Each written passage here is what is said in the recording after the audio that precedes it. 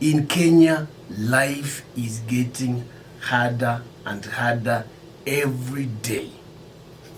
Unaamka tu hivi unasikia hii imepandishwa.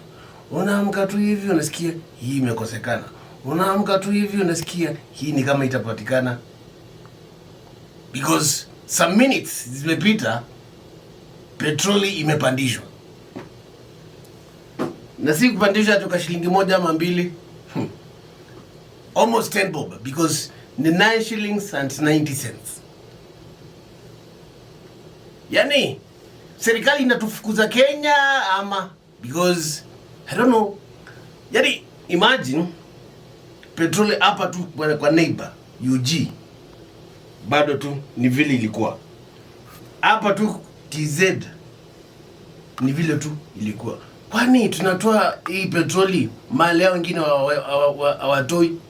Ama wako na siri gani? Si watuibie kasiri hata si tutoe mafuta huko. Because actually now wanatuambia magari zetu tuzifuel, wanatuambia sasa mabasi na matatu matri ama PSV zipande. Sasa tukao tunakam job na nini miguu. This is becoming serious. Na bado wanataka kura. Hakuna way mnaweza to save us as Kenyans.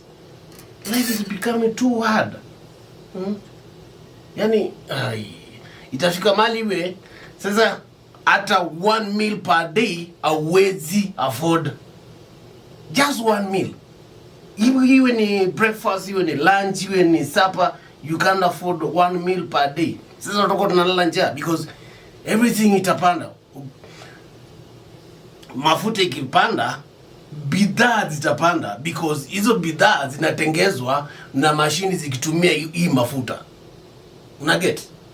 Kwa hivyo lazima sasa utasikia vitu vimeanza kupanda. Kama ni unga ipande. Si inatengezwa na mashine hapa industrial area. Kama ni bread ipande. Because inatengezwa na bakeries zinatumia mafuta. So basically kila kitu sasa itapanda. Brave for hard times in Kenya. As a Kenyan, brave for hard times. Harder sasa. Even harder.